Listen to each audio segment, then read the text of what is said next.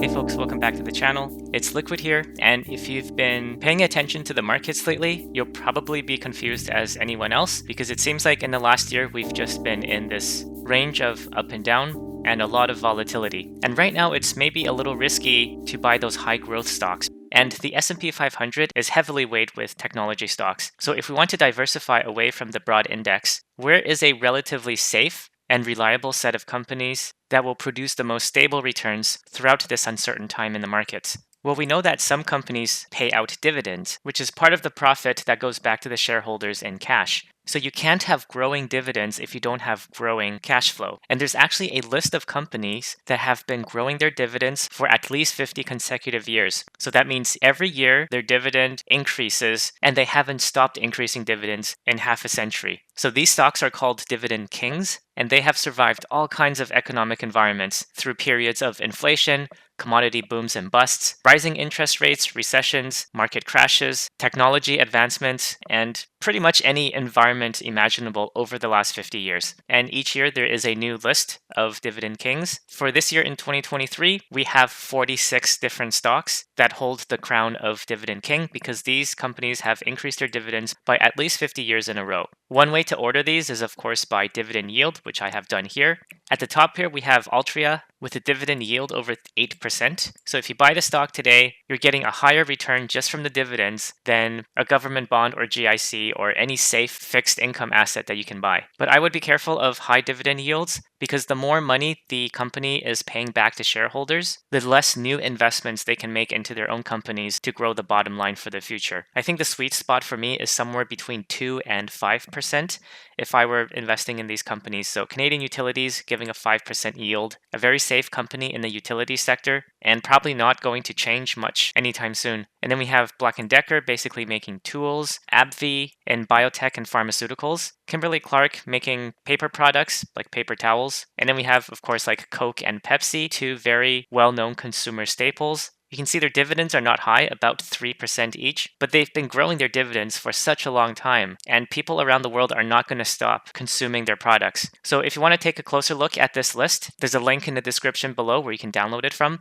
but I'm going to pick out a few of the top companies I would be looking at right now. If this list is too long to scroll through, here's what the companies look like if they are grouped into their respective sectors. You can see most of the Dividend Kings are in fairly safe industries like consumer staples, healthcare, industrials, and utilities. There's not a lot of consumer discretionary companies in here. For example, Amazon, a discretionary company, would not be in here because Amazon doesn't pay a dividend. And besides each of these companies' names, you can see the number of years that the shareholders have received consecutively increasing dividend payments. For some of the utility companies here, they've been increasing dividends for 67 years in a row. So the companies that are on my watch list right now are Abbott in the healthcare sector, Canadian Utilities, Northwest Natural, and Johnson & Johnson. So I'll go over why I like these particular four companies. Northwest Natural and Canadian Utilities are both yielding over 4%. So if you want a relatively safe utility play with a nice yield, Northwest Natural will give you 4.03% right now. It's expected to grow in the sort of mid single digit range next year and then low single digit range over the next 5 years. But this growth should be enough to keep up its dividend increases over time. And if we look at the PE ratio, around 18 right now, is not that expensive compared to its historical valuations. Over the last 5 years, the PE ratio has been in the 20s and even 30s, but right now it's just in the high teens, and it's also trading cheaper than the broad S&P 500. So on a valuation basis, this is not too bad. You will most likely continue to get your 4% yield, which will increase, so your yield on investment will go higher and higher over time. Canadian Utilities is a similar story. You're going to get a 4.91% yield. The PE ratio is around the high teens again. This is a larger company, 9.8 billion market cap compared to 1.7 for NWN. So if I were to buy a utility company right now, I'd probably choose Canadian Utilities, also because I'm in Canada, so it makes sense from a tax perspective to hold this company because this qualifies for the Canadian eligible dividend tax credit. From a growth perspective, you're looking at mid to low single digit growth. Again, just like pretty much any other utility right now, but you probably won't lose any money if you hold this and just continue to collect the almost 5% dividend over time. Looking at a weekly graph, you can see this is what the stock has been doing over the last 20 or 30 years. Overall, it has been going up, and we are pretty close to the bottom of this channel. So it's already been 50 years that the company has grown its dividend. Assuming that trend continues, it's not likely for the stock to fall below the bottom of this range. So since we're near the channel's bottom, it would make sense for it to go back up over the next couple of years. At the same time though, the black line here, which is the 200-day moving average,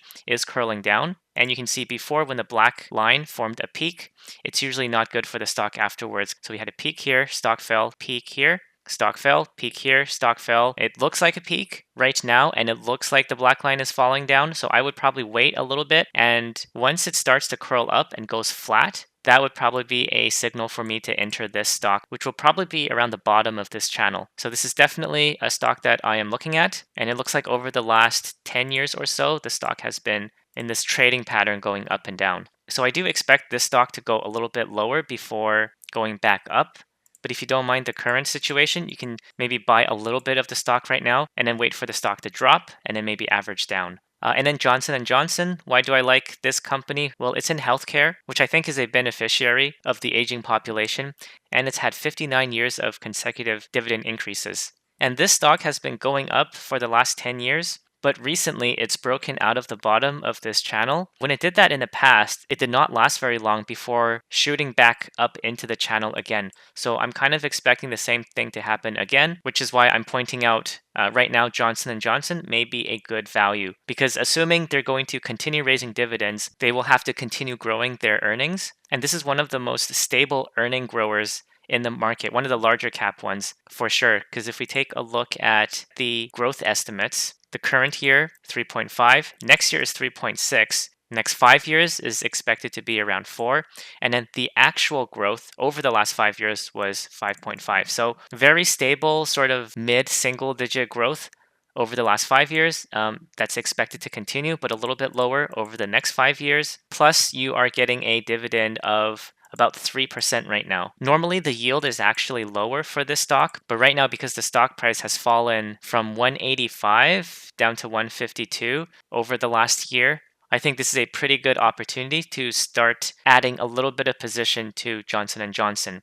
Now, again, looking at the black line, it is starting to curl down here because the price action has just been, I mean, these are weekly candles, so things are not looking very good. I would probably buy a little bit right now, wait for a retest, and see if it goes back to the line.